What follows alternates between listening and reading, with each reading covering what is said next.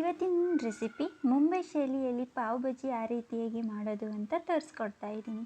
ಸ್ವಾಗತ ಸ್ನೇಹಿತರೆ, ಕನಸು ಕನ್ನಡತಿ ಕಿಚನ್ಗೆ. ಬನ್ನಿ ನೋಡ್ಕೊಂಬರೋಣ ಪಾವ್ ಬಜ್ಜಿ ರೆಸಿಪಿಯನ್ನು ಯಾವ ರೀತಿ ಮಾಡೋದು ಅಂತ. ಮೊದಲಿಗೆ ನಾನಿಲ್ಲಿ ಗ್ಯಾಸ್ ಒಲೆಯನ್ನು ಆನ್ ಮಾಡಿಕೊಂಡು ಒಂದು ಪಾತ್ರೆ ಇಟ್ಕೊಂಡಿದ್ದೀನಿ. ಅದಕ್ಕೆ ನೀರು ಹಾಕಿ, ನೀರು ಒಂದು ಸ್ವಲ್ಪ ಬಿಸಿ ಆದಮೇಲೆ ಒಂದು 3-4 ಕ್ಯಾರೆಟನ್ನು ಕೂಡ ಚಿಕ್ಕದಾಗಿ ಕಟ್ ಮಾಡಿಕೊಂಡು ಸೇರಿಸ್ಕೊಳ್ತಿದ್ದೀನಿ. ಹಾಗೆ 2 ಆಲೂಗಡ್ಡೆಯನ್ನು ಮೇಲ್ಗಡೆ ಇರುವಂತಹ ಸಿಪ್ಪೆಯನ್ನು ತೆಗೆದು ಇದಕ್ಕೆ ಸೇರಿಸ್ಕೊಳ್ತಾ ಇದ್ದೀನಿ.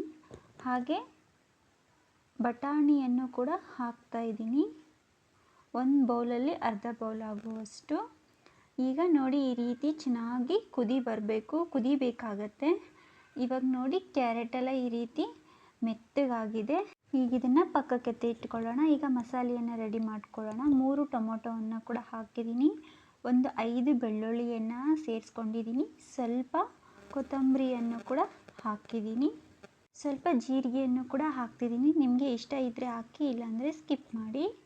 ಈಗ ಇದನ್ನು ಫೈನಾಗಿ ಪೇಸ್ಟ್ ಮಾಡ್ಕೊಂಡಿದ್ದೀನಿ. ನೋಡಿ, ಈ ರೀತಿಯಾಗಿ ಆಗಿದೆ. ಈಗ ಇದಕ್ಕೆ ಒಗ್ಗರಣೆ ರೆಡಿ ಮಾಡ್ಕೊಳ್ಳೋಣ. ಗ್ಯಾಸ್ ಒಲೆಯನ್ನು ಆನ್ ಮಾಡಿಕೊಂಡು ಒಂದು ಪಾತ್ರೆ ಇಟ್ಕೊಂಡಿದ್ದೀನಿ. ಆ ಪಾತ್ರೆ ಬಿಸಿ ಆದಮೇಲೆ ಸ್ವಲ್ಪ ಎಣ್ಣೆಯನ್ನು ಕೂಡ ಹಾಕಿದ್ದೀನಿ. 1 ಸ್ಪೂನ್ ಆಗುವಷ್ಟು ತುಪ್ಪವನ್ನು ಕೂಡ ಸೇರಿಸ್ಕೊಂಡಿದ್ದೀನಿ.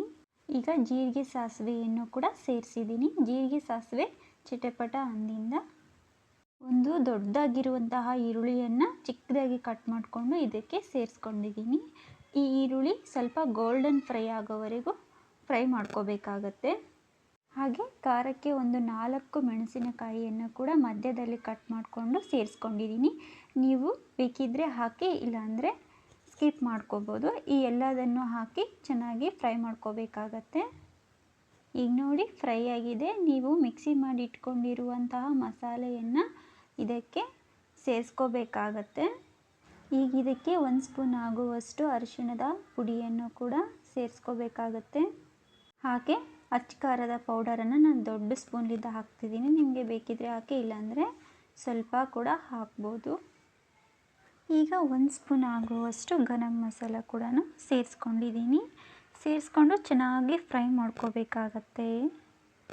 ಈಗ ಇದಕ್ಕೆ ರುಚಿಗೆ ತಕ್ಕಷ್ಟು ಉಪ್ಪನ್ನು ಕೂಡ ಸೇರಿಸ್ಕೊಳ್ತಾ ಇದ್ದೀನಿ.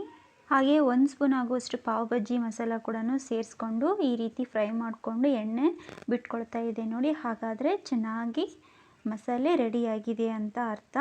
ಈಗ ನೀವು ಬೇಯಿಸಿ ಇಟ್ಕೊಂಡಿರುವಂತಹ ತರಕಾರಿಯನ್ನು ಈ ಮಸಾಲೆಗೆ ಸೇರಿಸ್ಕೋಬೇಕಾಗತ್ತೆ. ಬೇಳೆ ಮಸಿಯುವ ಹಿಟ್ಟನ್ನು ತಗೊಂಡು ಈ ರೀತಿಯಾಗಿ ಮಾಡಬೇಕಾಗತ್ತೆ. ಈಗ ನೋಡಿ, ಈ ರೀತಿಯಾಗಿ ರೆಡಿಯಾಗಿದೆ. ಈಗ ಇದಕ್ಕೆ 1 ಲೋಟ ಆಗುವಷ್ಟು ನೀರನ್ನು ಕೂಡ ಸೇರಿಸ್ಕೋಬೇಕಾಗತ್ತೆ. ಈ ರೀತಿ ಕುದಿ ಬರೋವರೆಗೂ ಕುದಿಸ್ಕೊಂಡಿದ್ದೀನಿ. ನೀವೇ ನೋಡ್ತಿರ್ಬೋದು, ಪರ್ಫೆಕ್ಟ್ ಆಗಿರುವಂತಹ ಬಾಜಿ ರೆಡಿಯಾಗಿದೆ. ಇದನ್ನು ಪಕ್ಕಕ್ಕೆ ಇಟ್ಕೊಳ್ಳೋಣ. ಈಗ ಪಾವನ್ನು ಮಾಡೋದು ನೋಡೋಣ. ಗ್ಯಾಸ್ ಒಲೆ ಆನ್ ಮಾಡಿಕೊಂಡು ಅದಕ್ಕೆ ತವಾ ಇಟ್ಟು, ತವಾ ಬಿಸಿಯಾಗಿಂದ ಸ್ವಲ್ಪ ತುಪ್ಪವನ್ನು ಕೂಡ ಸೇರಿಸ್ಕೊಂಡಿದ್ದೀನಿ. ತುಪ್ಪಕ್ಕೆ ಸ್ವಲ್ಪ ಪಾವ್ ಭಾಜಿ ಮಸಾಲ ಸೇರಿಸ್ಕೊಂಡು ಈ ರೀತಿ ಬನ್ನನ್ನು 1ರಲ್ಲಿ 2 ರೀತಿ ಕಟ್ ಮಾಡಿಕೊಂಡು ಈ ರೀತಿ ಫ್ರೈ ಮಾಡ್ಕೋಬೇಕಾಗತ್ತೆ. ಹಾಗಾದರೆ ಪರ್ಫೆಕ್ಟಾಗಿ ರೆಡಿಯಾಗಿರುತ್ತೆ ನಿಮಗೆ ಪಾವು. ನೋಡಿ ಸ್ನೇಹಿತರೆ, ಈ ರೀತಿಯಾಗಿ ರೆಡಿಯಾಗಿದೆ. ನಿಮಗೆ ಯಾವಾಗ ಇಷ್ಟ ಬರುತ್ತೋ ಆ ತಕ್ಷಣವೇ ರೆಡಿ ಮಾಡಿಕೊಂಡು ತಿನ್ಬೋದು ಪಾವ್ ಭಾಜಿ. ನಿಮಗೆ ಈ ವಿಡಿಯೋ ಇಷ್ಟ ಆದಲ್ಲಿ ಪ್ಲೀಸ್ ಸಬ್ಸ್ಕ್ರೈಬ್ ಮಾಡಿಕೊಂಡು ನಿಮ್ಮ ಫ್ರೆಂಡ್ಸ್ ಫ್ಯಾಮಿಲಿ ಮೆಂಬರ್ಸಿಗೆ ಶೇರ್ ಮಾಡಿ. ನೆಕ್ಸ್ಟ್ ರೆಸಿಪಿಯಲ್ಲಿ ಸಿಗ್ತೀನಿ. Thank you.